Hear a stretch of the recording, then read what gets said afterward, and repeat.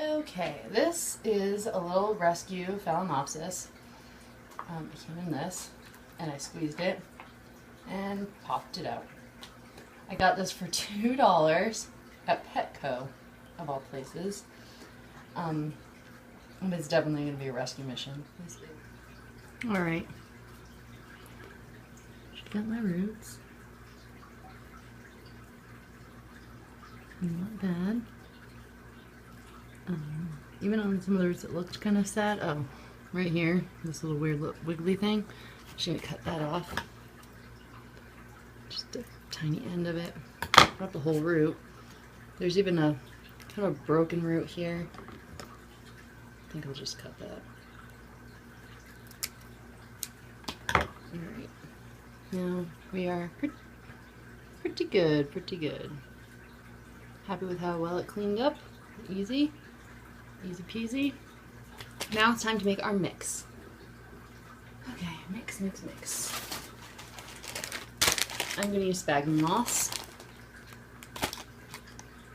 And I'm going to cut it up. I'm going to use some perlite. And I'm going to use some fine bark.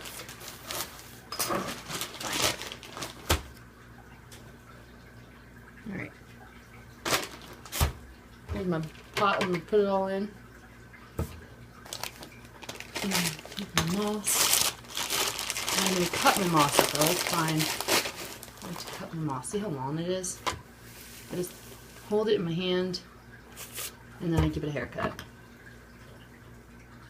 Can't really see, sorry. But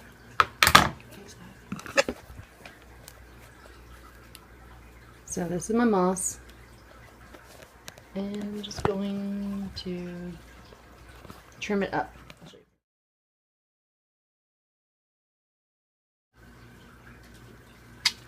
Got my pot. I'm going to put a little bit at the bottom. Feels good to put some at the bottom.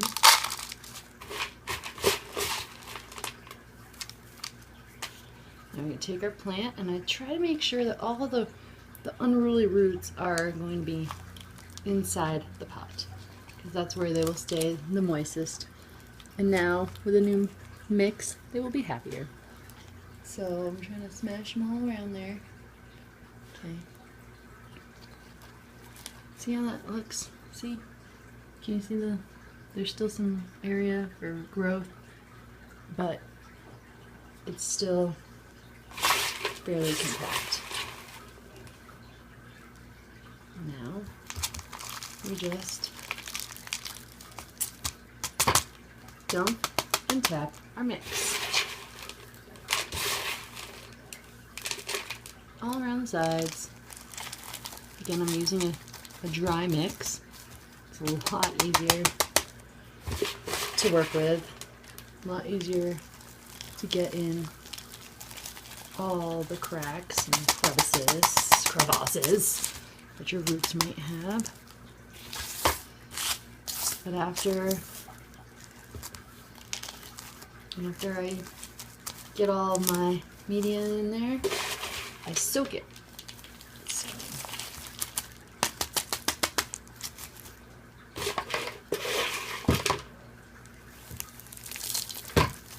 I'm making a mess, but that's okay because we got some paper down. Alright. I just tap it, sometimes shake it. Make sure that your leaves are not too far down in your pot. You don't want any water getting in between your leaves here, because that'll rot it. You'll get crown rot if you have water collect in between your leaves. So I still have some unruly roots sticking out. Not that big of a deal, because these guys like to breathe. I'm gonna squeeze my pot. By the way, this pot is a cheap dollar store food container with holes drilled in it. It's perfect. Alright, so this is the little rescue mini phalaenopsis I got. I guess you wouldn't call it a mini, because it had a spike, old dried spike on it when I got it, and the spike was about a foot tall. Yeah, about a foot tall.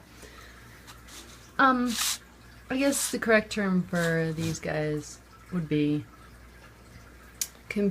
compact growers. This little guy is going to stay smaller. His leaves, or her leaves, will stay smaller, and that will make her just a more compact plant. Unlike this guy, who is not compact. This one is not that large in comparison to some of the phalaenopsises that you can get, but I guess I would call this a medium-sized. I had this coloring on its leaves when I got it. It's not really a big deal. It's pretty healthy, pretty happy.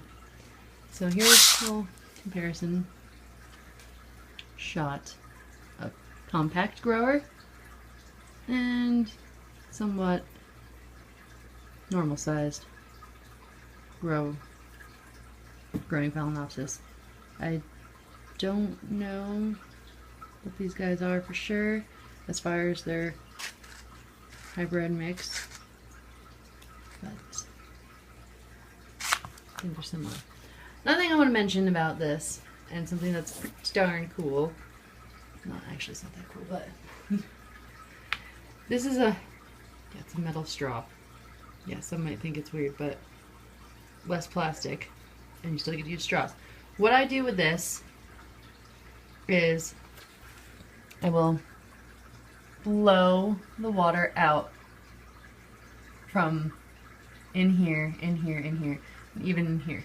So using a straw, because this guy can get water collecting in the leaf area. So I use a straw to blow out the water, kind of give it a little hair drying. It's just a little tip and something that you should think about when you're watering your phalaenopsis. I'll do an update on this little guy if I get a spike from it. I cleaned its leaves. It was very dusty. It was pretty sad. So far so good.